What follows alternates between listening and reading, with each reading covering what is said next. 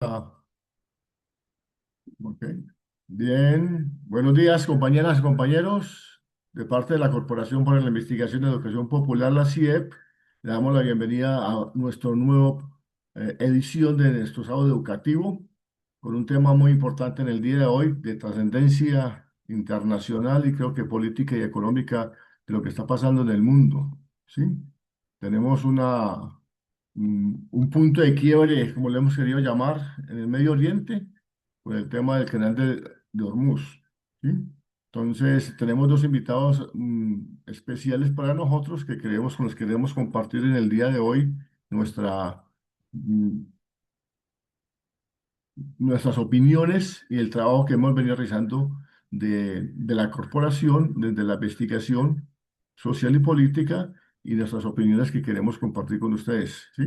Entonces, hoy contamos con el compañero Adolfo Bula, que hace parte de la organización Fuerza Ciudadana, pero con una alta experiencia política tanto internacional, cuando ha sido parte, digamos, de cuerpos diplomáticos de nuestro país.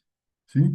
Entonces, esa experiencia y esas relaciones que hoy comparte el compañero y acumula, pues las queremos que nos las comparta con nosotros en la opinión de lo que está pasando hoy en Irán. Y también está con nosotros nuestro invitado, que siempre lo queremos traer acá por sus opiniones políticas, que es el director del Movimiento por la Constituyente Popular, Gonzalo Hoyos Alzate. Bienvenidos compañeros, agradecemos su aceptación a la invitación y entonces queremos hacer una pequeña introducción a este tema en el día de hoy antes de que comencemos la conversa. ¿Sí? Nosotros creemos que a diferencia de los conflictos bélicos de Ucrania y Gaza, la guerra iniciada contra Irán por parte de Estados Unidos e Israel ha suscitado mayores reacciones y movimientos políticos por parte de las demás potencias mundiales, sacudiendo los intereses imperialistas, convirtiendo el canal de Hormuz en el punto de quiebre de las competencias y luchas interimperialistas por la hegemonía mundial. La amenaza de Trump de acabar en un solo día con una civilización, poniéndole a Irán el condicionamiento de la apertura del canal de Hormuz, generó por un lado enormes expectativas mundiales sobre una guerra abierta y declarada, y por otro especulaciones sobre la amenaza de Trump, como si cumple o no cumple, es una locura de Trump, no le conviene, entre otras muchas especulaciones que se han planteado en el mundo. A escasos 90 minutos de finalizar el plazo dado, Trump publica un cese de fuego por 2 semanas producto de un acuerdo con Irán de apertura del canal, dejando una manifestación de triunfo. Sin embargo, al revisar los 10 puntos la sensación es otra. Vemos logros claros de los iraníes de mantener su control del canal, de respetar su independencia y su dignidad al hacer reconocer los daños acaecidos contra el pueblo iraní durante décadas. Ha sido una negociación directa entre Irán e Estados Unidos, donde China y Rusia han jugado un papel pasivo. Bien, podemos decir que es un cese al fuego temporal y no la solución definitiva del conflicto, esperando que en cualquier momento Trump vuelva a otra acción bélica justificada, entre comillas, producto de su desespero. Además, creemos de que esto ha venido generando en las últimas horas, pues un conflicto interno dentro de la OTAN o las disputas de Estados Unidos con Europa. Y eso nos ha dado como a presagiar de pronto o predecir o plantearnos la pregunta si se acerca o está cerca el fin de la OTAN o qué tan fácil es la desintegración de la OTAN por- en el retiro de Estados Unidos o una forma diferente de organización del Atlántico Norte desde Europa. En esas inquietudes y con y con esta introducción, compañeros y compañeras, pues Gonzalo, quiero iniciar contigo porque creo que en la primera parte que tenemos que trabajar es que hay 10 puntos de un acuerdo y un cese de fuego, ¿sí? Y esos 10 puntos nosotros consideramos pues más favorecimiento hay para para los compañeros y el pueblo iraní que realmente para ese triunfalismo que ha declarado Trump, ¿sí? Entonces, la primera pregunta sería, ¿cuál es la opinión de ustedes y a quién favorece o su visión al respecto de este acuerdo de cese del fuego que hay allí entre Estados Unidos e Irán? Entonces, comenzamos con Gonzalo y luego el compañero Adolfo, ¿sí? Adelante, Gonzalo, te escuchamos. Prende el micrófono, por favor. Gracias, perdón. Muy buenos días, compañeras y compañeros. Primero que todo, agradecer pues a la Corporación de Investigación y Educación Popular la invitación a este espacio para compartir ese tema tan importante a nivel internacional que afecta a todos los pueblos del mundo. Con respecto pues a la pregunta de quién favorece el acuerdo, primero que todo pues creo que es importante, no sé si de pronto todos los que están conectados conocen cuáles son los 10 puntos. Entonces creo que es importante mencionar esos titulados 10 claves del conflicto Irán-Estados Unidos. Sí. Primero que todo, ese acuerdo, o supuesto acuerdo, que ha planteado, según informaciones, el intermediario pakistaní o Pakistán, y que Trump pues lo ha anunciado, es importante conocer a qué se refieren esos 10 puntos. Pues uno es el compromiso de no agresión, que lógico, pues eso es bienvenido. Reconocimiento del control iraní sobre el estrecho de Hormuz. Aceptación del programa de enriquecimiento de uranio. Levantamiento de las sanciones iniciales y secundarias. Eliminación derogatoria de las resoluciones del Consejo de Seguridad de las Naciones Unidas vinculadas con el conflicto. Igualmente las decisiones de la Junta de Gobernadores de la Organización Internacional de Energía Atómica. Todos sabemos de que esas resoluciones, esas resoluciones que han emitido tanto por la Organización Internacional de Energía Atómica y por el Consejo de Seguridad de las Naciones Unidas, pues son sanciones que ha impuesto el imperialismo yanqui, intrometiéndose pues en los asuntos internos de- del gobierno de Irán, y que fundamentalmente se refiere a lo del el temor de que se desarrollen o que coja la iniciativa Irán en lo de armas nucleares, cuando sabemos de que tanto Estados Unidos como otras potencias imperialistas pues tienen esa tarea. Compensación económica por el conflicto, o sea, lo que ha causado la destrucción o el arrasamiento de esas infraestructuras. Entonces hablan de una compensación económica. Retirada de las fuerzas de la Comisión del Combate de Estados Unidos y cesa de las hostilidades en todos los frentes. Si miramos todos estos 10 puntos, pues en mi opinión yo sería muy escéptico, porque todos estos puntos que plantean ahí, pues lógico que favorecen a Irán. Sería pues una derrota contundente para el imperialismo yanqui, que sabemos en cabeza de quién está en estos momentos, y su catadura fascista que tiene, que sería muy difícil implementar ese acuerdo, porque una cosa es lo que se presenta y otra cosa es su implementación. ¿Cuál es la implementación? Si eso sí se implementa ahí, cuando tenemos un gobierno de Estados Unidos prepotente, autoritario, fascista, que quiere arrasar con todos y quiere imponerse, pues sabemos que en vías de su desespero por el declive económico y político del imperio yanqui, y que lanza una serie de globos que muchos gobiernos, pues ante amenazas, eh, ceden y se subordinan, pero otros hacen resistencia, y lo que ha hecho Irán, a pesar de los golpes que ha recibido, según pues lo que tenemos información, pues ha resistido y sigue resistiendo. Entonces, eh, este acuerdo se implementa, pues lógico que favorece a todos los amantes de la paz, que somos los demócratas, revolucionarios, progresistas, favorece en caso de implementarse. Pero en mi opinión, es muy complicado, pues yo no soy muy escéptico a decir de que este acuerdo, que como está en la letra, favorece rotundamente a Irán, se vaya a implementar. Otra cosa es el conflicto. Está también ahí metido Israel, que prácticamente, según informaciones, pues fue el que presionó más para que estallara o para que reiniciara esta guerra. Entonces, también hay que mirar esa, porque ya tenemos experiencias en otros acuerdos en Ucrania, en Gaza, donde prácticamente eso ha sido un canto a la bandera de rey.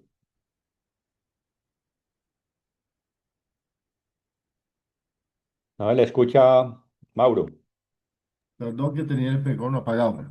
Gracias, Gonzalo, por el recordatorio de los 10 puntos. Me parece que es importante eso. Bien, Adolfo, entonces tu opinión, de acuerdo a esos 10 puntos y a ese cese, pues, ¿cuál es tu apreciación al respecto de lo que puede pasar y qué se está dando allí en medio de este acuerdo? Adelante, Adolfo. Bueno, buenos días a todas y a todos. Gracias por la invitación. Eh, Quiero decirles que tengo que manifestarme felicidad por la respuesta que está dando el pueblo iraní a las intentonas del imperio de destruir una civilización de más de 5.000 años. Creo que nosotros debemos tener presente que esta confrontación ha generado una serie de nuevas realidades que se venían, digamos, potenciando y que veo que ahora han cogido un nivel de mayor fuerza. La primera tiene que ver con el dominio que Estados Unidos desde 1974 mantiene en relación a la utilización del dólar en los procesos de comercialización del petróleo. Como ustedes saben, el presidente Nixon hizo un acuerdo con la monarquía, especialmente de Arabia Saudí, y impulsó y promovió eh, el dominio de la comercialización del petróleo solo y exclusivamente a través del dólar. Creo que este hecho está, digamos, aligerando un proceso mediante el cual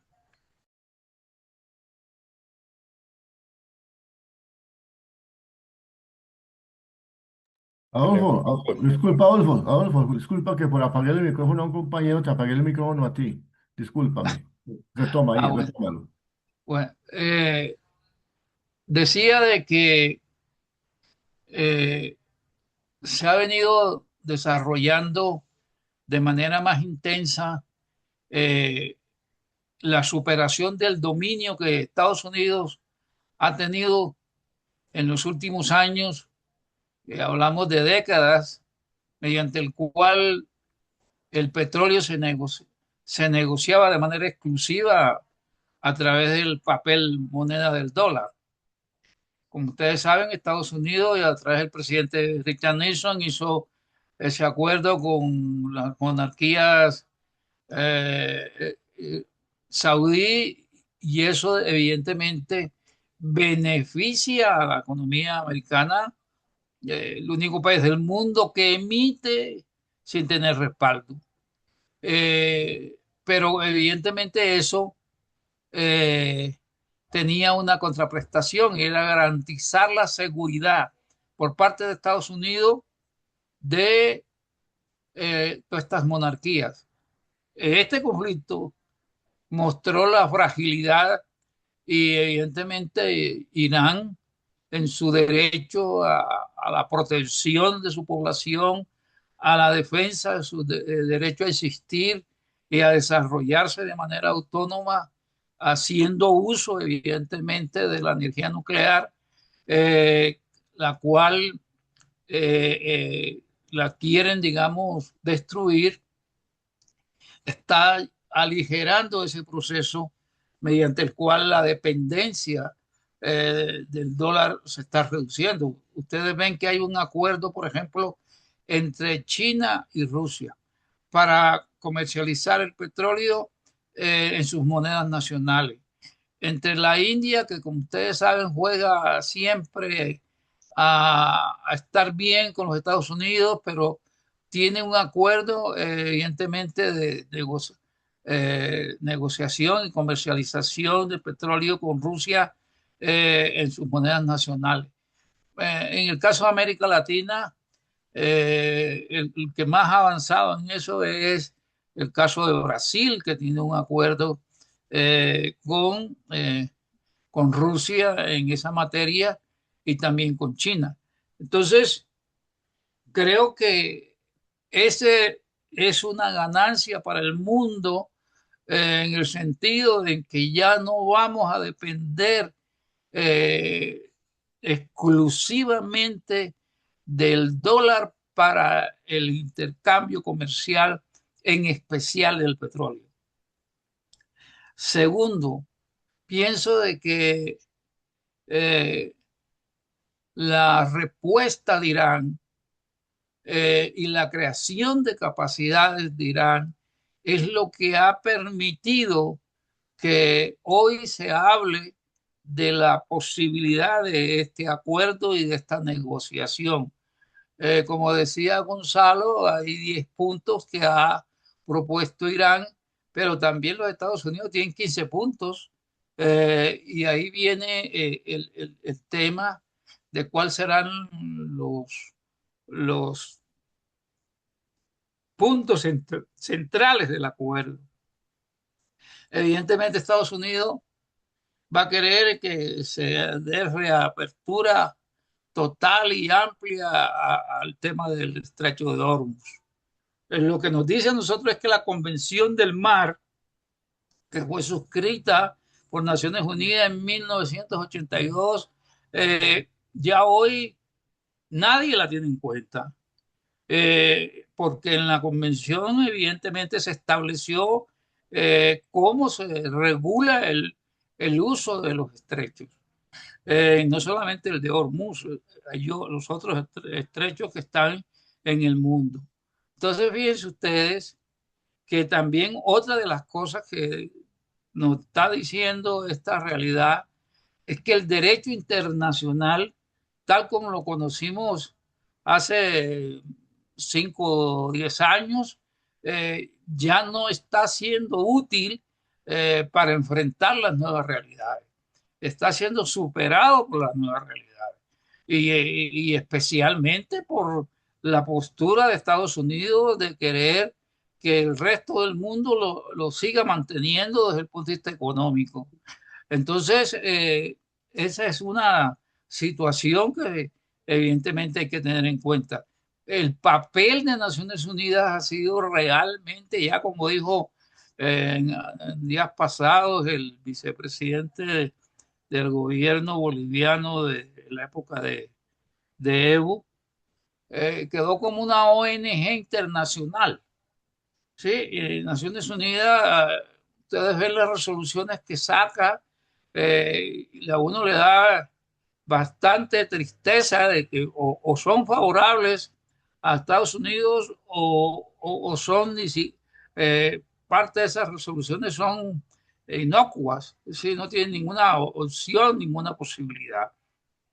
Entonces, creo de que evidentemente Estados Unidos persigue posesionar a Israel como la gran potencia en el Medio Oriente. ¿Sí? Lo que se ha encontrado es con la resistencia y las capacidades que venía acumulando, venía desarrollando Irán, evidentemente con adquisición de tecnologías chinas o Rusia o de Corea del Norte, pero también ha puesto en toda esta discusión el cómo Israel eh, ha desarrollado su programa nuclear y no tiene ningún control porque tiene el apoyo de Estados Unidos.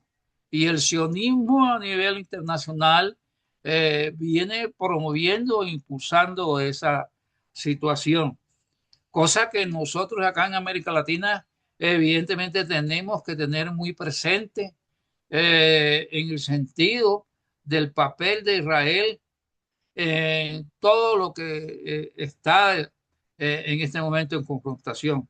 Pues claro que nosotros y uno se pondría de acuerdo que se dé el cese al fuego, que se llegue a un acuerdo favorable, primero para la humanidad y segundo para el pueblo de Irán.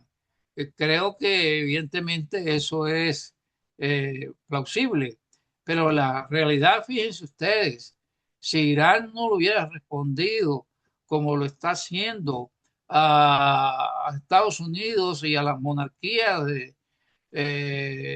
árabes, que es también una de las cosas que nos permite en toda esta situación tener un mayor nivel de cultura política en el sentido en que Irán es una civilización no árabe, es una civilización persa y que evidentemente tienen acumulado conocimiento científico, participación de la población en los procesos y creyeron que iban a destruir el gobierno iraní, que iban a, digamos, a poder acabar con la Guardia Revolucionaria y los hechos están demostrando que cuando hay la decisión política, cuando hay la claridad, cuando hay la intención de no ser un país sometido y soberano, se construyen capacidades y en distintos niveles, porque las capacidades de Irán tienen que ver con investigación científica, avance científico, formación de su capital humano, formación de la infraestructura tecnológica, construcción de todos los procesos en materia de protección de sus capacidades en materia armamentística. De lo contrario, Estados Unidos estuviera hoy imponiendo sus nuevas condiciones. Yo creo que después de Vietnam esto nos está diciendo de que sí es factible derrotar a estos agentes, en este caso a Israel y a Estados Unidos en su intención de destruir una civilización. Gracias. Bien, Adolfo, me parece que vamos avanzando un poco en una caracterización importante de lo que está el conflicto en Medio Oriente, como lo estamos mencionando, ¿sí? Creo que, sin duda, lo que tenemos, lo que tú resaltas de la respuesta del pueblo iraní a la agresión imperialista es de dignidad y de resaltar. Creo que es un ejemplo para el resto de los países del mundo, para que los pueblos sepamos de que sí, los imperios sí son derrotables y sí son confrontables, que sí se pueden pelear con ellos, ¿sí? Que como muestran poderosos no es tal para decirte que no es posible pelear. Entonces yo creo que aquí hay una esperanza de lucha mundial en el ejemplo de los iraníes, ¿sí? En el caso. Y sin duda, pues estamos afrontando es una crisis económica grande del capitalismo y principalmente de Estados Unidos y la crisis del dólar. Creo que eso está en disputa también allí. Por eso hemos llamado punto de quiebre a esta situación en el canal de Hormuz, porque no solamente por la parte histórica, sino el impacto económico que tiene allí. Y en esa vía, pues mi segunda pregunta que quiero abordar con ustedes es esa. Bueno, en la factibilidad de un cese el fuego que se pierda, que no se cumpla, que inclusive ya en la misma semana del acuerdo había discusiones respecto a lo que fueron los bombardeos para el Líbano, ¿sí? Que estaban o no estaban dentro del acuerdo, era la discusión, ya era una forma de violencia del acuerdo, de desconocimiento del acuerdo, y aceptarlo al final de cuentas de que entraría a discusión también en un cese o en un acuerdo con el Líbano, como lo está planteando Israel. ¿Sí? Pero aquí la inquietud grande, fuerte que tenemos es, en caso que el conflicto continúe, que es lo más obvio, ¿sí? Simplemente estamos en un cese parcial. ¿Sí? ¿Cuál sería el papel de China y de Rusia hoy si el conflicto se agranda y se comienzan a tocar intereses chinos y rusos en materia económica, como ya ha comenzado a pasar? Entonces me gustaría, Gonzalo, que tú ampliar un poco más ese concepto de no acuerdo o la posibilidad de, no, de que ese acuerdo sea violentado, ¿sí? Y en ese caso, entonces, el papel de los otros imperios, China y Rusia, ¿cuál sería? Adelante, Gonzalo. Gracias, Mauro. El cumplimiento de un acuerdo, cualquier tipo de acuerdo que sea, depende de la correlación de fuerzas. ¿Sí? Y creo que este acuerdo, pues, es un acuerdo que obedece a una correlación de fuerzas que es muy diferente porque Estados Unidos pretendía eh, acabar ese conflicto como lo anunció en Venezuela, o sea, subordinar al gobierno y al pueblo iraní como con la agresión que hizo a Venezuela. Pero Estados Unidos no, o sea, pensó que Irán era equivalente a ese procedimiento que se hizo en Venezuela.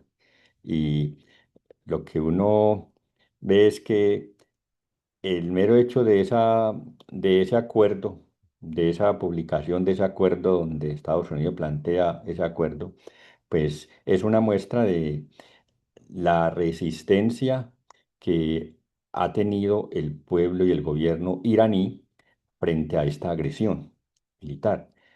Entonces, lo de el cese al fuego, si se cumple o se cumple, pues va a depender de eso, porque sabemos de que en el acuerdo que hizo Rusia y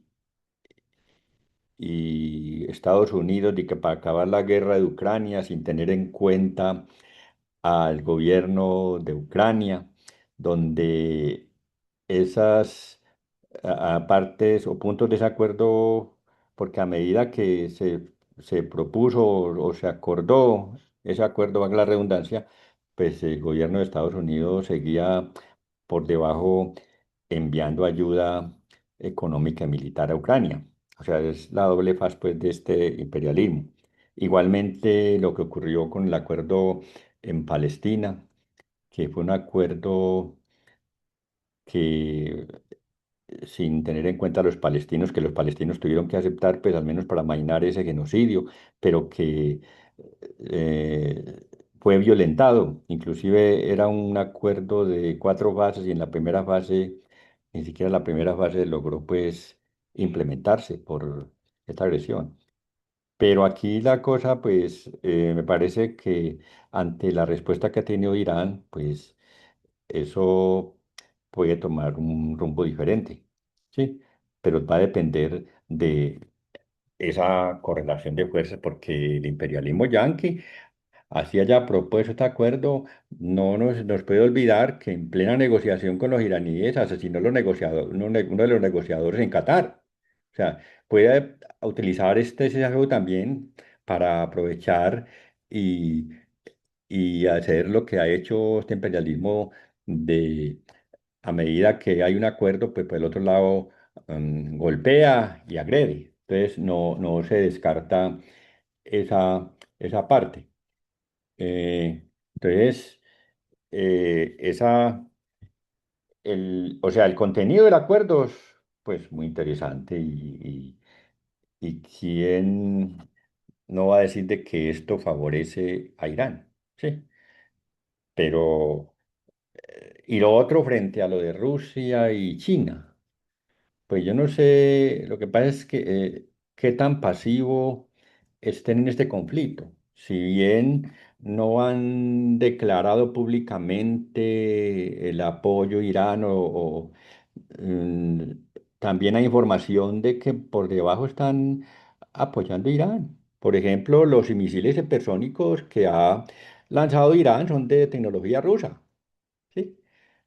Lo que pasa es que hay una guerra cognitiva, una manipulación de la información, falsa información, que entonces confunde pues al pueblo. Pero realmente yo no sé hasta qué punto si realmente Rusia y China estén pasivos. Yo creo más bien que están por una parte, no les conviene declarar la guerra porque sabemos de que dentro de, si bien es cierto, hay una alianza de potencias imperialistas y se agrupan para defender intereses, cada potencia pues también busca sus intereses. Entonces yo creía bien que estas potencias como China, Rusia, están jugando al desgaste de este imperio que está en declive, porque es que tenemos el país más endeudado del mundo, que es Estados Unidos, donde primero ha estado involucrado en la guerra de Ucrania, en la guerra de Palestina. Después vino aquí el despliegue militar en América Latina y eso significa unas cifras enormes que no caben en la cabeza de recursos económicos para un país que está endeudadísimo. Entonces, me parece que, o mi opinión es que estas, lo que es China, le están jugando al desgaste de este imperio yanqui o este imperialismo yanqui que es evidente y lo demuestra, como le decía Adolfo ahora, pues la decadencia del dólar, de la moneda, ya el dólar no es la moneda reserva. Ya, y de todas maneras, ese bloque de los BRICS ha cogido mucha fuerza y creo que ese es el sentido de este imperialismo yanqui que ve pasos de animal grande de China que le está disputando la primera economía mundial y, y que ese BRICS se fortalece a pesar de las amenazas de Trump a los gobiernos eh, o a aquellos gobiernos que han anunciado sumarse o que son amigos de los BRICS, las amenazan en aranceles, no solamente la amenaza, la guerra económica, sino también la guerra bélica, ¿sí? Entonces, yo diría de que yo no estaría tan seguro de decir la pasividad de Rusia y China, que están jugando también sus intereses, ¿sí? Porque sabemos de que como dije ahora, en las alianzas imperialistas tienen unos intereses, pero cada uno también busca cómo echar para su bolsillo. Por ejemplo, con lo de la cerrada del estrecho de Hormuz, por donde circula el 20% del petróleo y del gas, y no solamente eso, sino se mueve la economía mundial en un gran porcentaje, pues lógico que ahí también está afectado China. Pero entonces también Rusia, que es productor de petróleo, también puede interesarle lo de que China le compre su petróleo, etcétera. O sea, hay unos intereses de cada potencia que, entonces yo diría que esa tal pasividad pues es relativa de Rusia y China en este conflicto. Es claro de que en estos momentos, porque algunos plantean con respecto al imperialismo, de que Rusia y China no son potencias imperialistas. Ahora la discusión no es si Rusia o China son imperialistas. Ahora la discusión y el debate y el conflicto es enfrentar a este blanco que es el imperialismo yanqui que viene de dado. Porque si recordamos la teoría de Marx, donde plantea en la fase superior del capitalismo, donde caracteriza el imperialismo como la expansión de las potencias hacia la dominación de otros territorios y pueblos a través del control político, económico y militar. Sabemos que el imperialismo yanqui viene con una ofensiva no solamente política, económica, sino también militar. Pero el hecho de que haya un control económico, o sea, las inversiones que se hacen por otras potencias en estos territorios, pues no son gratuitos, tienen un interés y es el control de mercados y es el control político también. Así no haya pues una ofensiva militar. O sea, no solamente se puede caracterizar el imperialismo porque invade, pero es que hay una forma también de controlar que es la parte económica y política. Entonces, porque esas inversiones en eso no tienen un interés y no es gratuito. Entonces, repito y enfatizo, mi opinión es que China y Rusia están fulgando al desgaste de este imperialismo yanqui que viene un declive económico, político y que ese desgaste pues puede eh, causar la caída de este imperialismo, que no se descarta. Bien, Chalo, ok. Bien, bien. Esa caracterización del imperialismo, tengamos en cuenta que la hizo Lenin, ¿sí? Está en el imperialismo fase superior del capitalismo. Es una caracterización que Lenin hizo a comienzos del siglo XX, ¿vale? Bien. Creo que la pasividad es relativa, sí, claro. En cierta medida creo que está jugando frente a eso. Adolfo, ¿cuál es tu opinión frente a la pasividad o no que está jugando China y Rusia en este conflicto de su aliado Irán? Pues yo creo Adelante. que eh, China tiene unos intereses en todo este momento que se está viviendo. Recordemos, como decía Gonzalo, que el principal tenedor de bonos del Tesoro de los Estados Unidos es China. De tal manera que si se cae, si se cae y se quiebra el sistema del dólar totalmente, uno de los países que saldría evidentemente perjudicado tiene que ver China. ¿Ves?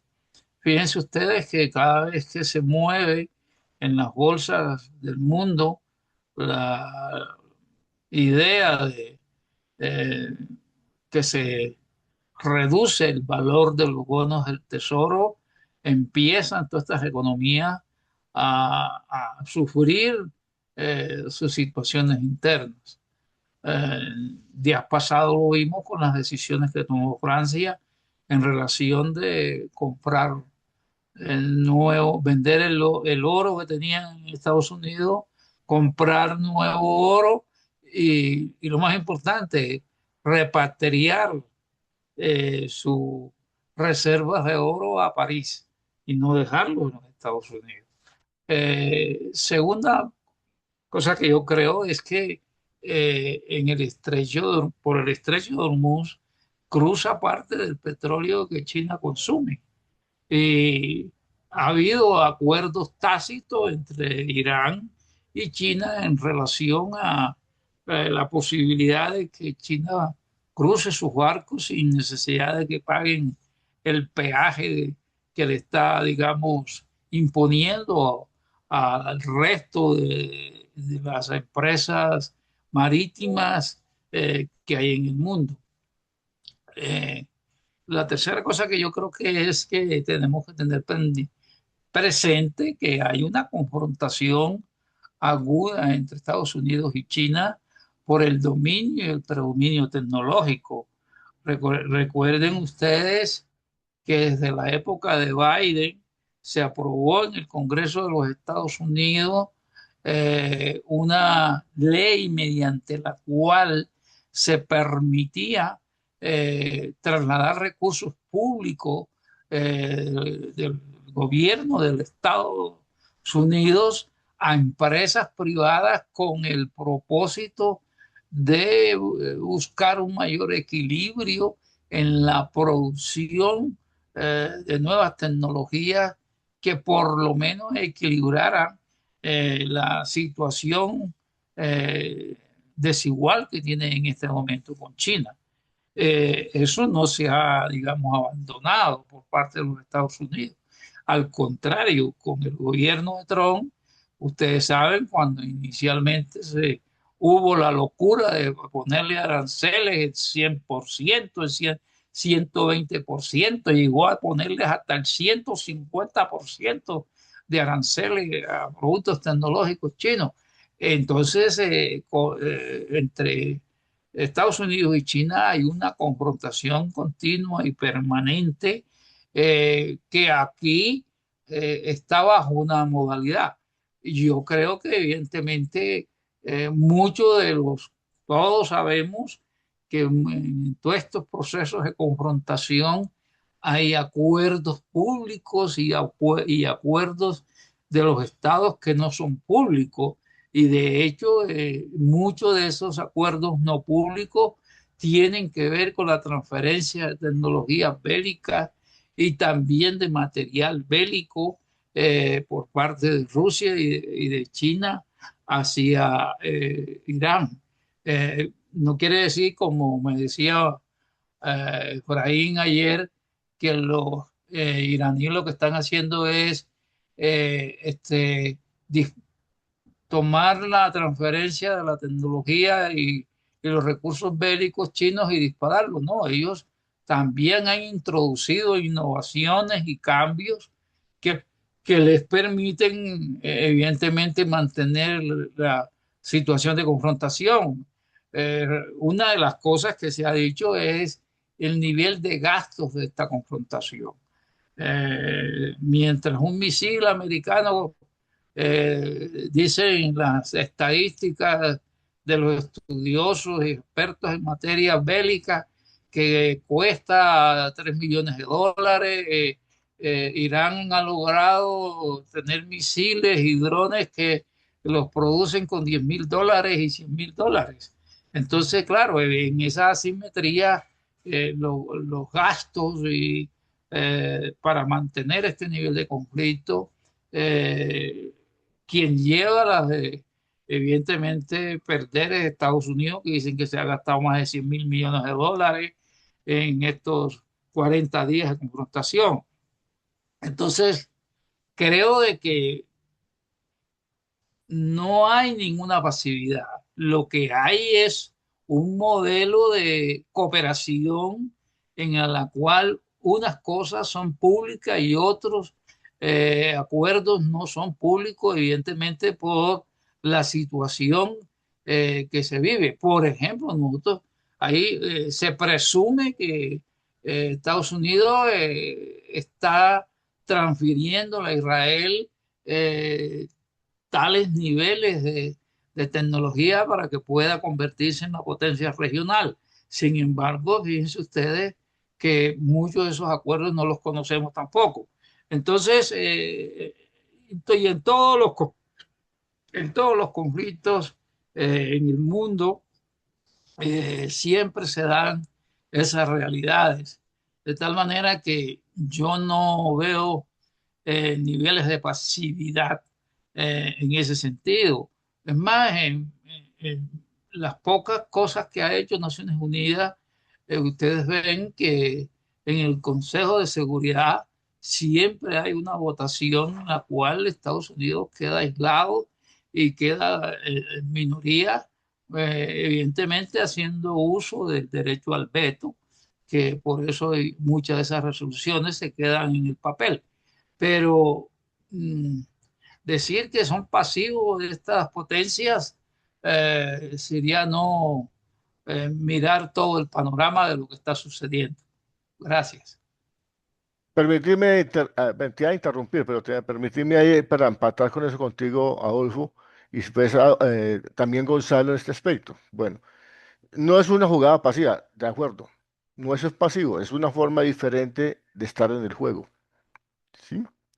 Y esos acuerdos que no se conocen pueden ser, por ejemplo, la reunión de Trump y de Putin en Alaska. No conocemos todavía realmente la profundidad y hasta dónde llegó esa conversación, por ejemplo. Y ahí como esa, son otras muchas más. Y el acuerdo que puedan tener y cuál sería el apoyo real que están haciendo de fondo con Irán, tanto China como Rusia, porque son su aliado fundamental en este conflicto allí para ellos. La pregunta en concreto entonces es, ¿cuándo cambiaría el juego? O sea, ¿en qué, posibilitaría, qué produce, qué pueda producir que China y Rusia entren en una forma diferente de intervención en este conflicto? Adolfo. Bueno, yo creo que en la medida en que Estados Unidos eh, adopte la intención de generar niveles de destrucción de las capacidades tecnológicas de China, o de obstruir la posibilidad de su expansión en el mercado global. Y lo mismo en la medida en que Rusia, eh, digamos, se convierta en un factor eh, negativo para Estados Unidos en relación a la situación que se ve en Europa. Ustedes ya vieron Ujú. que Estados Unidos le dijo a la vieja Europa: ustedes encárguense de su seguridad, yo no se las voy a seguir pagando, yo no se las voy a seguir sosteniendo. La OTAN están en los peores momentos, por eso dicen ustedes todas las normas que se han venido aprobando en Alemania para romper un poco el modelo que surgió después de la Segunda Guerra Mundial en Alemania, en el sentido de convertirse en una potencia militar. Entonces, ese juego, evidentemente, pero yo veo que en el caso particular de China, la confrontación se va a seguir desarrollando en la medida en que Estados Unidos quiera seguir con el predominio, el intento de mantener o de consolidar un predominio en materia tecnológica, que es donde el gran, digamos, déficit que tiene Estados Unidos fuera del económico en las finanzas públicas.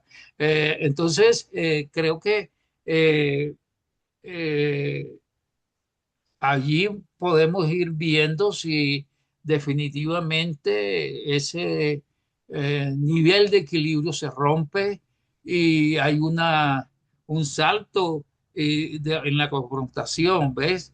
Pero creo que mm, tiene más que ver con las agresiones que puede cometer Estados Unidos hacia China y no tanto por un sentido exclusivamente de solidaridad con Irán. Aquí está demostrado también en estas circunstancias que los países que no construyen sus propias capacidades, nadie los va a defender. Yo creo que eso es lo que nos ha demostrado esta realidad. ¿Ves? Si no, en la dirección política de un país, en la dirección estratégica de un país, no tienen proyectos que eh, establezcan o estimulen la construcción de capacidades para fortalecer su soberanía, nadie los va a defender. Eso lo estamos viendo. O sea, A ver, si Irán no hubiera construido sus capacidades, no había, mire lo que pasó con Siria. Al presidente de Siria vinieron y lo embarcaron para Rusia y se lo llevaron, y Estados Unidos impuso un bandido que lo había considerado terrorista, ahora es presidente en ujú, Siria. ujú. Entonces, esas son las realidades.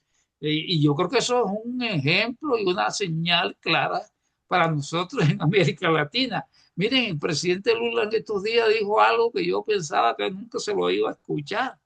Y él dijo que había que construir capacidades nucleares en Brasil, cuando él había luchado contra Ujú. esa postura de que Brasil tuviera la bomba atómica. Entonces, fíjense Total. ustedes Ujú. cómo cambian las realidades políticas. Gracias. Así es. Bien, es claro para nosotros de que el imperialismo tiene sus intereses y intereses económicos y estos imperialismos capitalistas fundamentalmente no tienen aliados sino negocios y socios, es lo que se ha demostrado. Chalo, en esa perspectiva de la situación de los papeles de los imperialismos, entonces, ¿cuál sería realmente en tu visión, la intervención mucho más cercana que podamos ver nosotros de que tenga China y Rusia. Pues ya sabemos de que no es pasivo, pero mucho más directa, de una forma más directa. ¿Cuál sería el momento que quiebre ahí?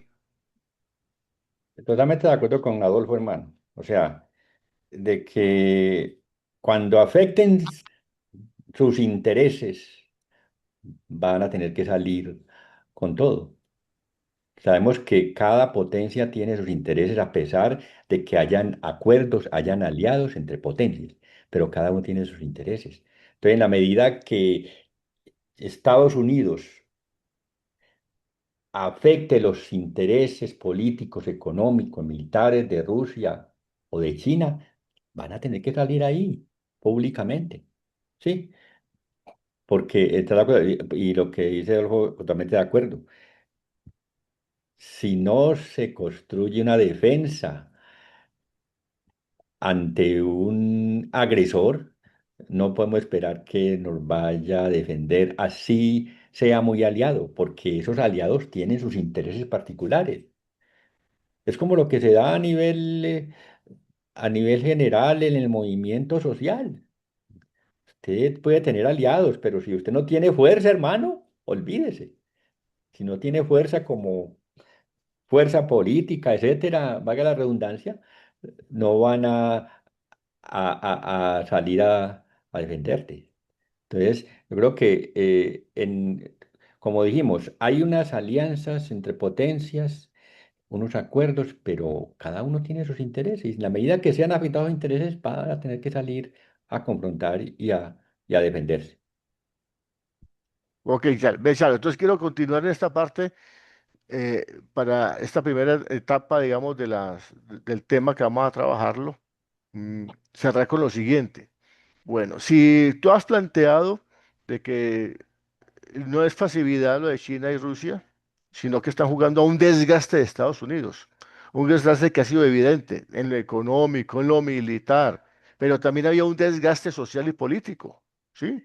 Porque Trump viene afrontando internamente en Estados Unidos un conflicto bastante fuerte, y no solamente con demócratas, sino también con algunos republicanos. Y la reacción del pueblo ha sido muy fuerte contra la guerra que ha declarado. O sea, hay una reacción. ¿Sí? Y hay voces que vienen planteando la salida de Trump, haciendo propuesta de su salida. ¿Sí? Hay quienes han, a- tratando de adivinar o de predecir de que no llega a mayo, Trump. ¿Sí? Entonces, ¿ustedes cómo ven realmente la situación de Trump como presidente al interior ya de Estados Unidos? ¿Cómo lo ven allí? ¿Será que se mantiene, no se mantiene?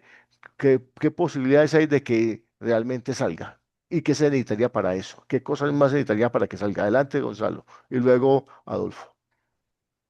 Sí, compañeros. A ver, todos sabemos de que hay unas contradicciones en la sociedad. La contradicción capital-trabajo, pero también la contradicción capital-trabajo, imperialismo-pueblos e imperialistas interburgueses. Lo que hemos visto en este conflicto o en estos conflictos de Ucrania, Palestina, América Latina, ahora con Irán, es que a nivel de Estados Unidos pues a nivel lógico del mundo también, pero concretamente hablando de Estados Unidos, se han agudizado las contradicciones interburguesas, no solamente entre demócratas y republicanos, como lo decías ahora, sino también las contradicciones dentro del mismo partido republicano. Por ejemplo, la renuncia de altos funcionarios como Joe Kent, el más alto funcionario del gobierno de Trump, que dimitió en oposición al conflicto. Con las oposiciones de gobiernos federales frente a la política antimigratoria que ha generado levantamientos populares, que entonces ahí se agudiza esa contradicción porque también, además de que esa situación ha afectado también la economía estadounidense, pues lógico que también haya una agudización de la contradicción capital-trabajo. Entonces no podemos olvidar los levantamientos que han ocurrido en Estados Unidos. En enero 23 tuvo lugar una huelga general en Minnesota, en oposición a la operación Metro Sucre y en protesta por la falta de investigación o enjuiciamiento de agentes del ICE involucrados en el asesinato de René Gol el 7 de enero del 2028.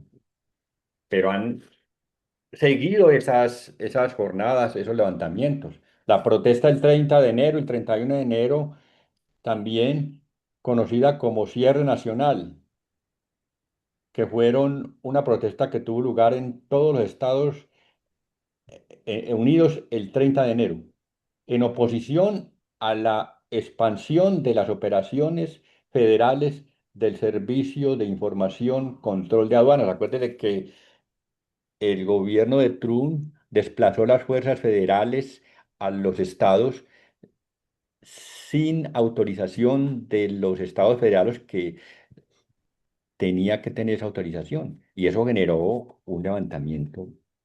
Y el último, el del 29 de marzo del 2028, por, por su estilo autoritario, donde ha salido ya no queremos reyes, no king. O sea, todo eso hace factible que Trump pueda salir, que sabemos de que esas contradicciones interburguesas se agudizan cuando el pueblo se levanta. O sea, el levantamiento popular hace que esas contradicciones interburguesas se agudicen más y entonces puede incluso sacarlo de la presidencia la misma burguesía. Ujú. Así, entonces es factible eso por todo lo que viene afectando al interior de Estados Unidos, la, incluso la economía, el costo de vida. Sí. ¿Y eso, Chalo? Ujú. Bien, Adolfo, ¿cuál es tu punto de vista, tu visión de esta posibilidad de salida de Trump? Bueno, yo pienso que uno de los primeros temas que va a discutirse en los próximos meses y días en los Estados Unidos es la intentona que va a tener Trump de reelegirse. Como ustedes saben, ya él lleva un segundo periodo con este. Y según la Constitución de Estados Unidos, no podría aspirar a un tercero. Sin embargo, la élite que está a su alrededor, como ustedes saben, esta élite que desarrolla todas las potencialidades tecnológicas y esta es una élite que no quiere respetar normas, de tal forma que estamos enfrentados a esa situación. Si esa élite acompaña a Trump en sus intenciones de primero desconocer la Constitución de los Estados Unidos y buscarán hacer una enmienda a la Constitución, figúrese. Ese sería un primer gran debate interno en la sociedad americana. Segundo, lo que decía Gonzalo, ya estos eh, hechos que han sucedido en Nueva York, en California y en distintas partes de los Estados Unidos. Es más, en estados donde los republicanos tienen el control, está existiendo una especie de malestar, especialmente por la persecución que han hecho a los migrantes. Como todos sabemos, parte de la economía de Estados Unidos en materia agrícola, quienes desarrollan las labores productivas son los migrantes. Y entonces, si no tienen los migrantes, evidentemente las pérdidas van a ser inmensas para todos estos grandes corporaciones productoras de alimentos.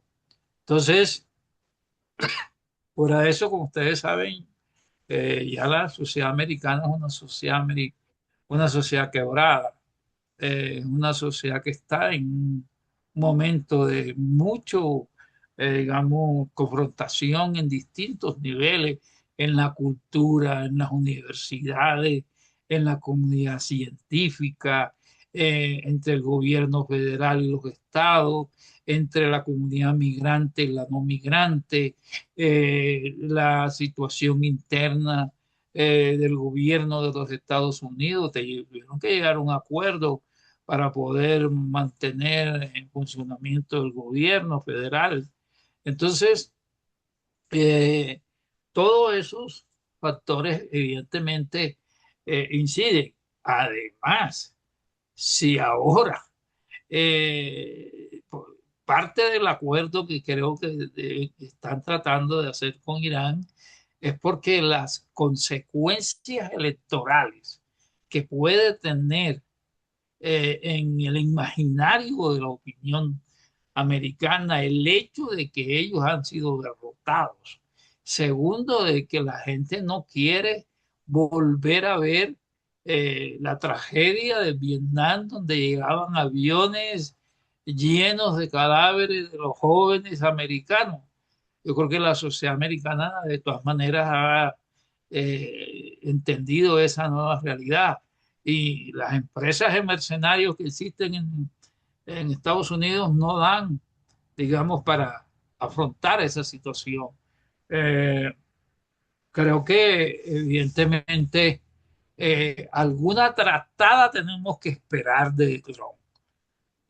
O plantean una enmienda para que les acepten cambio constitucional o desconocen, digamos, el marco constitucional americano. Eso sería una confrontación que viene. Dos, la confrontación, evidentemente, porque en el Partido Demócrata se está produciendo un fenómeno que yo creo que es necesario también tenerlo presente, y es que nuevas generaciones de políticos, algunos que son migrantes, están tomando, digamos, una especie de relevancia y evidentemente ya no es solamente el establecimiento tradicional demócrata, aunque a veces estos sectores, ante la inminencia de el triunfo de la extrema derecha, buscan acuerdos internos. Pero bueno, lo que quiero significar ahí es que se está produciendo el surgimiento de una generación de líderes demócratas más allá del establecimiento tradicional. Y creo que eso va a tener su efecto político.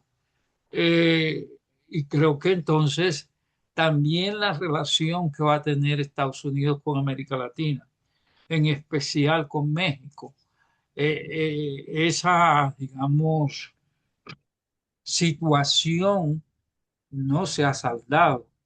Y Estados Unidos, ante la eminencia de su derrota ya en Medio Oriente, va a venir con la intentona de hacer varias canalladas en América Latina. Tenemos que prepararnos para eso. Y no van a ser canalladas con modelo venezolano. Van a intentar imponerlo, pero creo que no todas las sociedades de América Latina van a responder de igual forma como lo hizo Venezuela. Entonces, eh, miren que en estos días va a haber una reunión en España de presidentes, hasta Felipe González, la presidenta de México, que vuelve a España después del encontrón que hubo por la solicitud del presidente López Obrador a que España pidiera perdón por las atrocidades que hicieron en la colonia. Va a ir presidente colombiano y va a ir Lula. Y entonces, evidentemente, están moviéndose a nivel institucional eh, varias iniciativas tendientes a ver cómo enfrentar la realidad. Porque lo que sí está seguro es que después hagan el acuerdo que hagan en Irán con Irán, van a venir a América Latina con el garrote en la mano a conductar y a someter y a imponer, el, yo digo que entre el modelo venezolano y la arbitrariedad, pero eso se viene. Así es. Ajá. Bien, por ahí quiero continuar, Adolfo, y contigo. Y antes de eso, recordar a las compañeras y compañeras que están pidiendo la palabra o que quieren hablar. Entonces, vamos a terminar con estas dos preguntas finales, que voy a hacer dos en una de una vez, las dos últimas, para que demos paso a las intervenciones de los compañeros y preguntas. En 2 minuticos nos van a decir preguntas o opiniones al respecto de lo que han planteado con Adolfo y Gonzalo. Retomo contigo, Adolfo. Entonces, ya que volviste a América Latina, ¿sí? Esa puntualización que hemos hecho del análisis de la situación de Trump respecto a su situación política interna en Estados Unidos, de continuidad o no, o su crisis que allí está, que ustedes ya la han matizado, y acaba de decir, está en Irán hoy y está muy concentrado, pero en cualquier momento vuelva para América Latina. Ya esto pasó por Venezuela, ya presionando a Cuba y también ha presionado a Colombia. La gran pregunta que nos hacemos aquí, este problema de conflicto que se está dando hoy en Irán, en la guerra con Estados Unidos, o que Estados Unidos agrede a Irán, ¿qué incidencias directas o indirectas va a tener para Colombia? Máxime hoy que tenemos un proceso electoral de elección de presidente.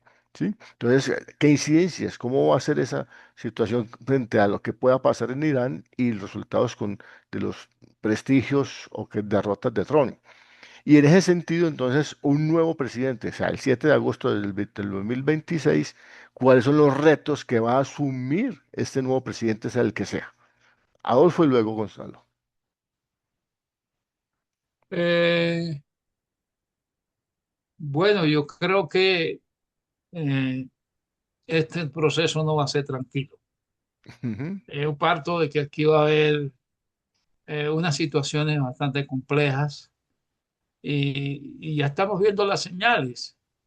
Miren ustedes, por ejemplo, eh, si aquí se debatiera hoy las decisiones que se tomaron en el gobierno de Duque de vender todas nuestras reservas internacionales de oro y reemplazarla por el papel dólar.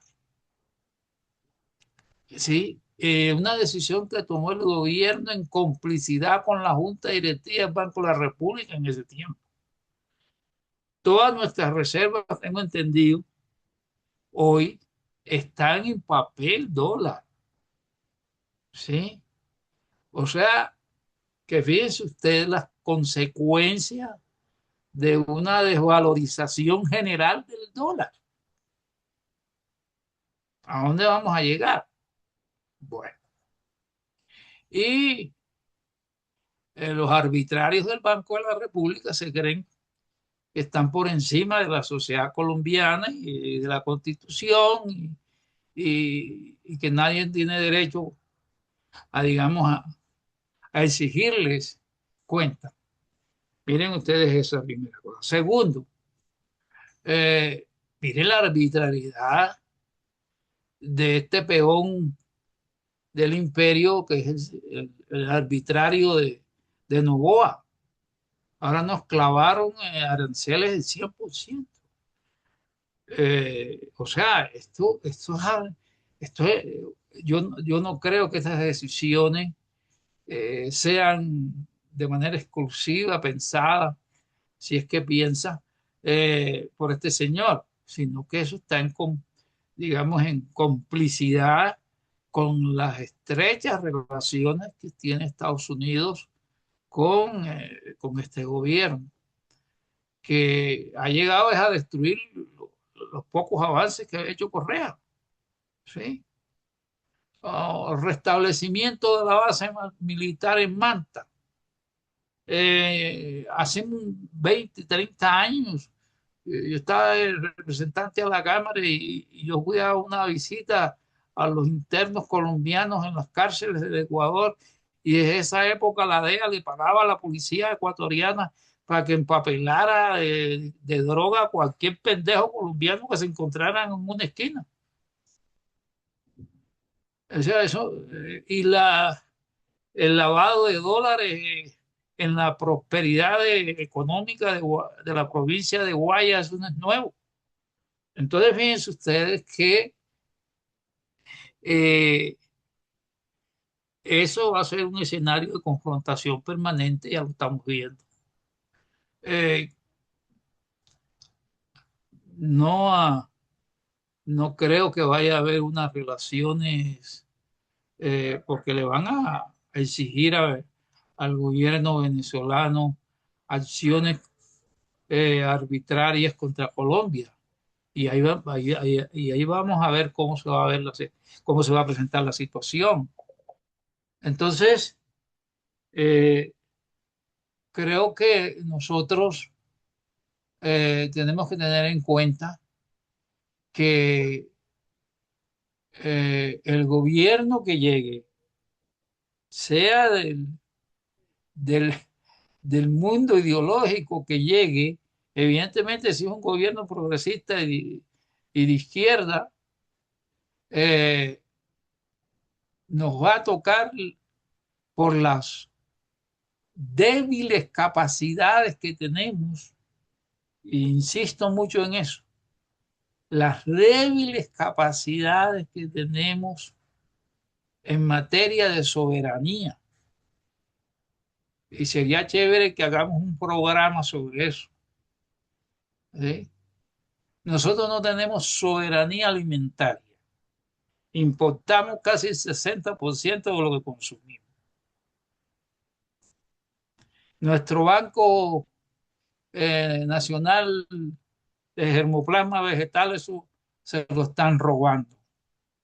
En materia de sanitaria, ustedes ven que nosotros importamos también el 65% de la medicina que nos entregan. Eh, Tecnología médica, nosotros no la producimos. Y si nos vamos en materia de seguridad, yo me quedo sorprendido cuando dicen que hasta la gasolina del avión del presidente se la vende una empresa privada americana. Pues eso ya es la tapa, pues. Sí. Entonces, fíjense ustedes, eh, nosotros somos profundamente débiles en materia de soberanía. Y toda esta élite, ustedes vieron cuando después de lo que pasó en Venezuela, un sector amplio de la élite pidiendo intervencionismo, ¿sí? Pidiendo intervencionismo en las universidades públicas y privadas. Hubo sectores de jóvenes solicitando pues que eso era como la salvación del país. Entonces, yo creo que eh, el nuevo gobierno va a tener que negociar con Trump. Yo no le veo ninguna posibilidad que nosotros nos vayamos a tener un principio de rebelión contra eso, por las débiles capacidades. ¿Sí? Figúrense ustedes. ¿Eh? Aquí hay gente que dice que el presidente de Petro después del 7 de agosto está en peligro, pues se lo pueden llevar. ¿Mm? De la extrema derecha, ¿no? Muy bien. Listo, hasta ahí Sí. dejo. Bueno, que gracias, Adolfo. Bueno, Gonzalo, el movimiento que representas viene haciendo análisis seguido y detenido de toda esta situación en Colombia del gobierno actual y entonces esta situación internacional, el conflicto, ¿cómo tendría esa incidencia? ¿Cómo la ven ustedes esa incidencia en estas decisiones locales, digámoslas así, en en las elecciones y hacia el nuevo presidente, cómo serían sus nuevos retos? Adelante, Gonzalo. Bueno, pues las incidencias económicas ya se están dando de este conflicto. El mero hecho de la alza exagerada del petróleo, pues eso repercute en la economía. Eso implica el alzo de la gasolina que ya se dio, que tiene como repercusiones el transporte y la canasta familiar. Como dijimos, las medidas que anunció el presidente Petro frente a la alza altísima de los fertilizantes en un 85%, pues ha planteado unos subsidios pues, que son unos pañitos de aguatilla porque los subsidios que se plantean no cubren pues a la mayoría de la población a la agricultura. Entonces, esas incidencias de ese conflicto económicas, incidencias económicas en el país ya se están dando. Eh, Ahora, lo de la salida, si la salida a ese conflicto es negociada, pues eso sería muy importante porque eso demuestra de que sí es posible eh, confrontar y derrotar al imperialismo. Y eso eh, generaría pues en la población de que mediante la resistencia es posible derrotar el imperialismo. Si la salida es militar, pues va a tener un efecto negativo no solamente para estos países como Colombia que están subordinados, la mayoría de los pueblos latinoamericanos, al imperialismo yanqui porque salía envalentonado y vendría a reforzar todas esas amenazas económicas y bélicas. Y sabemos de que la mayoría de estos gobiernos, incluso que hablan democráticos o llamados alternativos, han sido muy vacilantes y muy débiles frente a la confrontación al imperialismo en la práctica, ¿sí? Porque una cosa es que se hable y se diga y se predique en los discursos del antiimperialismo, pero otra cosa es en la práctica, porque no podemos eh, olvidar que Colombia es un país que está sitiado por bases militares yanquis, 7 bases militares yanquis y dos más que están en proyección, que han sido acordadas con este gobierno, la de la Amazonía y la de la isla de Gorgona. Pero también sabemos de que la economía colombiana es monitoreada por el Fondo Monetario Internacional. Una deuda en estos momentos de más de 246 millones, 46 mil millones de dólares, pues que consume el 53% del PIB, pues lógico que eso no permite la financiación de los cambios sociales que se anuncian, porque se anuncian unos cambios sociales o una profundización de los cambios sociales, pues la pregunta es, ¿dónde está la plata? ¿Con qué se van a financiar? Con una deuda que consume el 53% del Producto Interno Bruto. Entonces, y con respecto a las elecciones, pues Colombia ha sido un país subordinado al imperialismo yanqui en lo que tiene que ver con lo de las elecciones, ¿sí? Prueba de ello es que la gran mayoría de presidentes previo o candidatos previo a su elección han tenido que ir allá a reunirse con el mandato norteamericano para que le dé el visto bueno. Entonces, independientemente del desenlace de conflicto, pues ya sabemos, mire lo que está jugando el imperialismo yanqui en estas elecciones, como lo del fraude electoral que es evidente, pues, y ahora lo que está sucediendo con la candidata de la derecha fascista que se reivindica como de centro derecha para capturar incautos, pues eso, y ya entonces están fraguando el saldo electoral porque las encuestas sabemos que son encuestas que tenemos los medios masivos de comunicación que están en poder de la derecha y quién maneja las encuestas. Entonces están fraguando el audio porque ya entonces ya hablan de que ya Cepeda no gana en segunda vuelta. Entonces, todo eso es una artimaña para poder fraguar el fraude. Entonces, como esas encuestas dicen que son acertadas, entonces Pero independientemente del desenlace del cuento de Irán, la incidencia del imperialismo yanqui en las elecciones de Colombia ha existido, la intervención, el injerencismo, como lo ha existido y de manera pues fraudulenta con Honduras, en Argentina, en Chile. Y cuando hablo de fraude, tiene que ver con cuestiones prebendas económicas, como la que hizo el gobierno de Trump a Milei para poder fortalecerse en un momento en que veía en decadencia. Entonces, eso de esa incidencia es... Y lo otro es que yo creo que eh, si te- hay que confiar en el pueblo organizado. Aquí o en América Latina, lo que tiene que fortalecerse es esa frente que ha sido proyectado de iniciativa en el gobierno de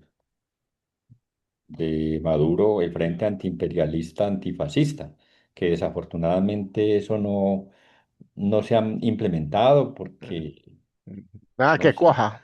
Nada nada que que cuaja. no. Por Ujú. ejemplo, aquí en Colombia no ha sido posible, excepto en el departamento de Antioquia, que venimos trabajando ahí, pero a nivel nacional eso no cuaja, y lo mismo en otros países. Entonces, pero yo creo que si es posible confrontar ese proceso de facetización con la lucha organizada de los pueblos. Y yo repito, por ejemplo, en Estados Unidos, ¿cuánto hace tiempo que no se veía un levantamiento popular? Más de medio siglo, cuando se dio la primera jornada, y eso se viene generalizando. Y ante la presión del pueblo, estos fachos tienen que ceder. Entonces yo creo que lógico que una confrontación militar requiere una fuerza también militar como plantea Adolfo, lógico, pero también es muy importante la fuerza del pueblo organizado. Bien, yo creo que ahí eso denota los retos que tenemos, no solamente como el presidente que llegue, sino al mismo pueblo, porque yo creo que la gran inquietud que nos deja Adolfo nos debe llamar la atención. O sea, somos un país altamente débil en la defensa de la soberanía. Y eso incluye no solamente la institucionalidad, sino que, como lo menciona Gonzalo, las dificultades para conformar un frente antifascista, antiimperialista, denotan esas mismas debilidades. O sea, todavía no hay una cultura política de apersonamiento de la defensa de lo propio en cierta medida. Y entonces creo que ahí tenemos un gran reto. Vamos a dar paso entonces, compañeros, a unas dos, tres intervenciones, 2 minutos, por favor. El compañero que está pidiendo la palabra hace rato, que es iPhone, no sabemos quién es, por favor se presenta quién es y tiene 2 minutos para que haga bien sus preguntas a los compañeros o opinión al respecto del tema que estamos abordando el día de hoy. Compañero iPhone. Creo que soy yo, Mauricio. Ah, creo que es usted. Bueno, listo. Entonces, compañero Tarcisio Rivera, bienvenido. Adelante, compañero. Bueno, en primer lugar, expresar mi satisfacción por la calidad de las intervenciones hechas en este panel sobre el tema y creo que esto nos ayuda para unas tareas que voy a presentarles que discutimos en la reunión de organizaciones sociales el jueves, que es a eso apunta mi intervención. El jueves nos reunimos 35 compañeros y compañeras de organizaciones sociales y vimos que el punto central hoy de análisis y de confrontación es el tema de los conflictos que a nivel internacional se están dando, de manera particular las situaciones que hay con Palestina, con Cuba, Venezuela y ahora con el pueblo de Irán. En ese sentido, acordamos unas tareas que son las que quiero informar. En primer lugar, acordamos la necesidad de promover a nivel sectorial en cada frente social, a nivel departamental y municipal, unas actividades educativas donde el tema central sea la situación que está viviendo el mundo hoy y los peligros de una conflagración mundial. Entonces, en esa dirección es trabajar esos eventos de tipo educativo. Segundo, nosotros vamos a hacer en 10 días una nueva reunión de organizaciones sociales y vamos a iniciar esa reunión de organizaciones sociales con un panel sobre la situación esta que se ha tocado en el día de hoy aquí, y yo inclusive le estoy proponiendo al compañero Adolfo Bula a ver si nos colabora siendo panelista de ese panel que vamos a organizar. Tercero, es plantear que el tema central y la consigna central del 1 de mayo sea reivindicar el carácter internacionalista del 1 de mayo y la solidaridad con los pueblos de Palestina, Venezuela, Cuba e Irán, y que trabajemos duro para hacer unas grandes concentraciones y movilizaciones en todo el país. Por otro lado, acordamos elaborar un afiche nacional alusivo a los problemas que hay hoy a nivel internacional, y que esperamos los compañeros que están hoy aquí, si quieren colaborarnos con un diseño de cómo podría ser ese afiche, sería importante que nos colaboraran.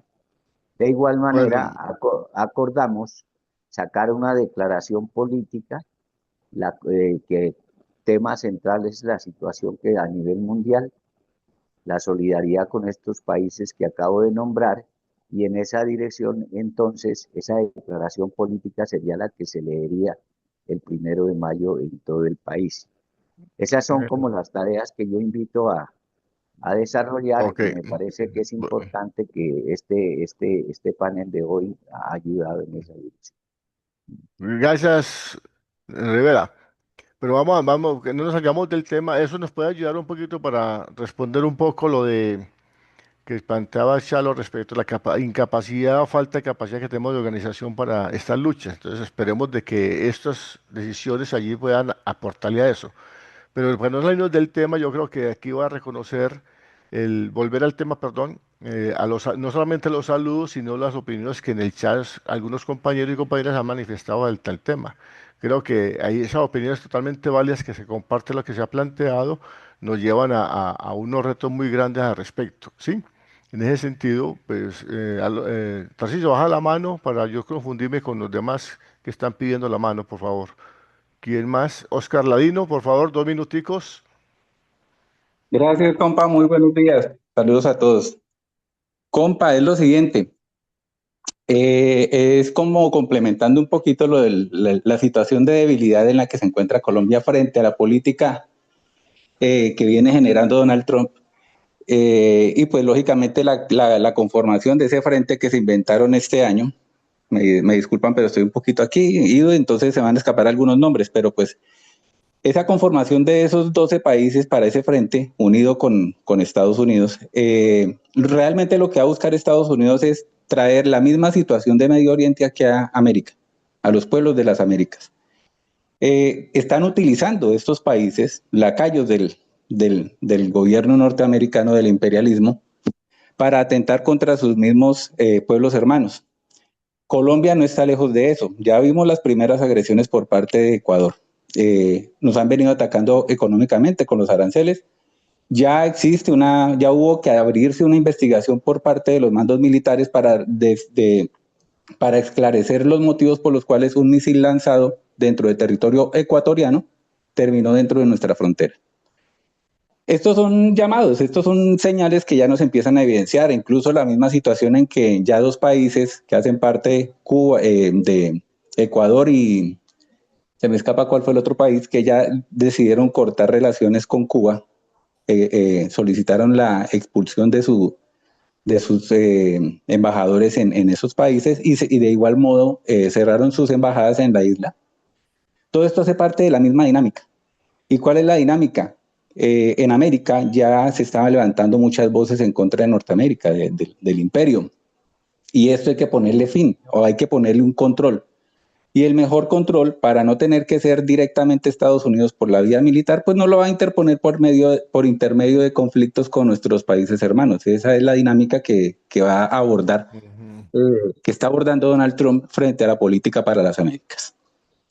Retomando lo que decía el compañero, uno de los compañeros que me antecedió, donde habla sobre la debilidad en la que se encuentra Colombia, no solamente económicamente por la deuda que tenemos en dólares, sino también hablando en materia militar, y sobre la necesidad de cambiar nuestra cultura. Yo considero, compañeros, que, mire, el reto número uno de los siguientes gobiernos, y yo confío que van a seguir siendo del movimiento progresista, por lo menos, es trabajar sobre la educación. No es abrir la educación para todo el mundo, es cambiar la perspectiva también de la educación. No es no es solamente darle la cobertura amplia a toda la población, sino es cambiar la dinámica como estamos formando a los jóvenes, a los pelados, a los jóvenes, a las futuras generaciones hay que enseñarles a pensar, porque lamentablemente, y esto es un trabajo que involucra el cambio, o es un cambio generacional que se tiene que dar. Y es un cambio generacional que tiene que estar apoyado no solamente desde las aulas, sino desde las mismas familias. Inicialmente, yo considero que va a tener esa política que ser un poquito agresiva para poder llevar a cabo la formación desde los jóvenes. Muchos van a decir que es que se van a adoctrinar a los jóvenes. No, no es adoctrinarlos, como en alguna oportunidad ocurrió en un medio de desinformación el año pasado, cuando se estuvo hablando sobre la Asamblea Nacional Constituyente, y el sector del magisterio sacó una cartillita enseñándole a los muchachos, explicando de una manera didáctica qué es la Asamblea Nacional Constituyente, y salieron en Blue Radio entrevistando a un directivo no recuerdo de qué sindicato era del magisterio, y le decían que cómo así que adoctrinando a los estudiantes, y lamentablemente, y tengo que decirlo, pues no se supo defender el compañero, porque es que enseñar los derechos, enseñar la constitución política no es ningún adoctrinamiento. Y eso es importantísimo. Nosotros los trabajadores, el proletariado colombiano, hemos tenido el sartén en el mango. Lamentablemente, la dinámica en la que se ha llevado la educación, yo sé que no está en manos del docente, pero la dinámica en que se ha llevado la formación de los jóvenes nos ha llevado a la degradación social en la que hoy estamos viviendo. Entonces, ahí termino, compañeros. Es como... Gracias. Muchas gracias. Bien, Oscar, gracias por tus aportes, ¿vale? Fulvio, y cerramos ahí para que pasemos al cierre de los compañeros, por favor. Fulvio, 2 minutos, por favor. Ok, buenos días. Sí, mi aporte es en este sentido, o reafirmando lo que están diciendo frente a esta guerra que se viene desarrollando en Irán. Creo que es una demostración muy valiosa de la capacidad que tiene en este momento Irán de resistencia frente al imperialismo yanqui y frente al imperialismo israelí. ¿Sí? Eh, Irán, Irán se estaba preparando para esta guerra, que no es fácil, es una guerra desigual, pero también está demostrando que la capacidad militar que tiene Irán y que ha desarrollado y que está desarrollando y que está implementando con sus cohetes balísticos y con los drones. Y usted sabe que en una guerra siempre se están probando nuevas armas, ¿sí? Entonces, ya el imperialismo está demostrando que no es infalible, que, que este pueblo le ha resistido y que eso es, creo que lo más valioso en este momento, entendiendo pues que Irán se está enfrentando a unas potencias mundiales. Y frente a lo otro, que cuál era el papel de China y Rusia, yo creo que China y Rusia abiertamente no lo está haciendo, pero está apoyando a Irán en términos tecnológicos, en términos políticos, en términos económicos. O sea, abiertamente no lo está haciendo, pero ahí están detrás de ellos, porque sostener eso así nomás no creo. Y igual ellos pensaban que iba a pasar lo mismo que en Venezuela, que que el gobierno iba a caer, que el pueblo se iba a levantar contra el gobierno iraní y eso no ocurrió, ¿sí? Entonces una demostración importante y está pendiente lo de Palestina. O sea, Irán como país musulmán apoya a los palestinos y eso también hace que la solidaridad del mundo con Irán, porque esas marchas que han habido en Estados Unidos y en el resto plantean el fin de la guerra y el apoyo al pueblo iraní y al pueblo palestino, para que no nos pase en esta conferencia esos puntos. No, ok, no pásalo por alto, me parece bien. Gracias, Fulvio. Vale. El cierre, Gonzalo nos ha pedido que tiene un compromiso a las 12, entonces vamos en 2 minuticos. Gonzalo, ¿sí está ahí? No lo veo. Sí, Gonzalo y luego Adolfo, por favor. Gonzalo, en tu opinión de cierre del programa del día de hoy, ¿qué nos propones, qué nos sugieres? ¿Cuál sería tu conclusión? Adelante, Gonzalo. ¿No? ¿Qué se me hizo? Si no está Gonzalo, entonces Adolfo, que estás ahí Sí, listo ya. aquí estoy. Vale, Creo que adelante. tenía el micrófono apagado. Ujú. No, aquí el llamado es primero, fortalecer el sentido antiimperialista. Segundo, organizar al pueblo para confrontar el imperialismo. Sí, mire, por ejemplo, que el acuerdo, independientemente con todas sus falencias, el acuerdo que se hizo para amainar el genocidio, porque no acabar, amainar el genocidio en Palestina obedeció a toda esa solidaridad internacional de los pueblos, que fue enorme esa solidaridad. Y eso creo que en este conflicto ha faltado, ¿sí? Y por eso se debe impulsar la solidaridad con los pueblos y en contra del imperialismo. Creo que, y por eso los retos del nuevo gobierno o de estos gobiernos democráticos, progresistas, llamados alternativos, es la defensa de la autonomía, la soberanía nacional, la autodeterminación de los pueblos y la confrontación contra el imperialismo. Que lógico que en la medida que, como decía Adolfo, listo, no tenemos la capacidad de resistir una invasión militar de este imperialismo, pero también creo que el pueblo levantado también. Mire, por ejemplo, cómo pueblos o multitudes de personas desarmadas enfrentan a un ejército armado, ¿sí? Ujú. Como por ejemplo lo que sucedió por la generación Z en Madagascar, en Nepal, que tumbaron gobiernos, ¿sí? Mediante levantamientos populares.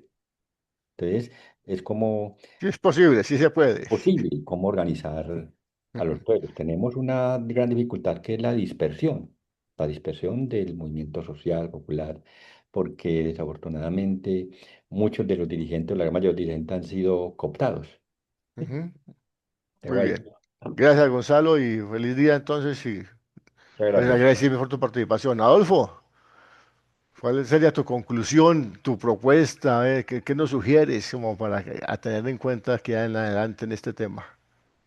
Pues yo creo que nos toca, como dicen algunos compañeros, promover e impulsar toda una especie de campaña pedagógica, porque a veces la gente piensa que nuestra postura por la autonomía y por la soberanía nacional es como una especie de expresión del ultrapasado, ni siquiera del pasado, sino del ultrapasado.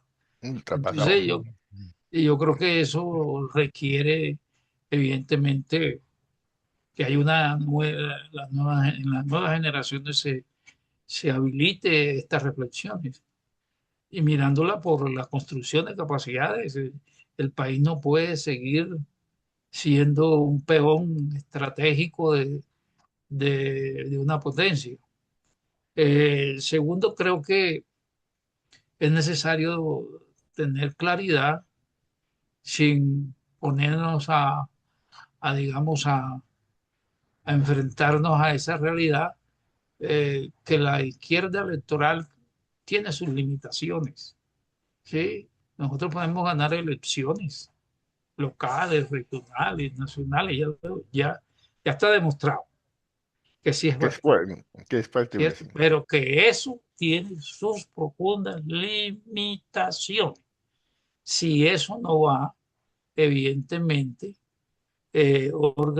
acompañado de la construcción de poder popular en el territorio, en las comunidades urbanas, rurales, en el conocimiento, en los procesos sociales, porque esa es la garantía de lo que ustedes estaban diciendo, Ujú. comunidades enfrentadas al poder imperial, al poder de la invasión, al poder de las armas.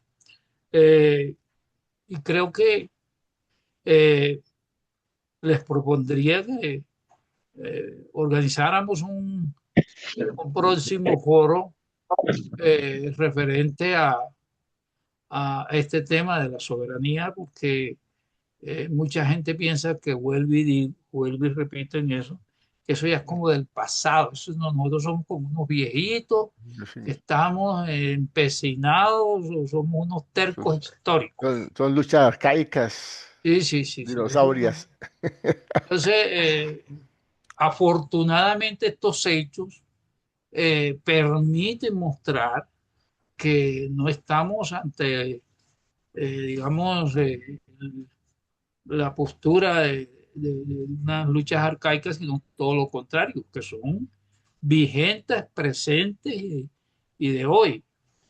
Y Ujú. que si de verdad queremos mm, construir una Colombia distinta, como decimos por ahí, que un mundo diferente es posible, trabajarlo. Y quiero agradecerte a ti y a todos los compañeros por compartirnos y estar presentes en estas reflexiones. Gracias. Adolfo, agradecimientos de parte nuestra por tu participación, tu apoyo y tu conocimiento. Creo que ha sido muy valioso y creo que tu sugerencia la hemos tenido en cuenta. Al menos en nuestros programas de formación, el tema de soberanía, desde el punto de vista de la formación política que hacemos desde la escuela, es un tema para nosotros fundamental, es clave. El tema de la independencia, la soberanía, y hoy está mucho más en juego. Yo por eso yo me atrevería a hacer una pequeña conclusión. Digo pequeña porque dentro de lo que hemos hablado agregarle a las conclusiones que ustedes han planteado en este sentido. O sea, hoy estamos, la historia nos ha demostrado que el momento más terrorífico de los imperios es cuando están para caer. El momento de sus mayores crisis es cuando más terror y más fuertes reaccionan. El imperio romano, todos los imperios que conocemos históricamente. Entonces, y el imperio, y Estados Unidos no creo que vaya a ser diferente en ese sentido. Entonces el temor que nos puede surgir, en contrario a las ilusiones de paz y de acuerdo de cese, de no guerra, del pacifismo que muchas veces se agencia, es que estamos en un punto de quiebre muy fuerte en el cual se profundiza mucho más la crisis y eso va a profundizar mucho más la agresión por parte de los imperios. Por lo tanto, tenemos que estar preparados para las cosas mucho más difíciles. No es un problema de negativismo, creo que es más que todo tiene que ver con la realidad que hemos vivido históricamente la humanidad en ese sentido. Y con esa conclusión, yo quiero invitarlos a ustedes, ¿sí? Esta parte no la voy a grabar porque quiero invitar para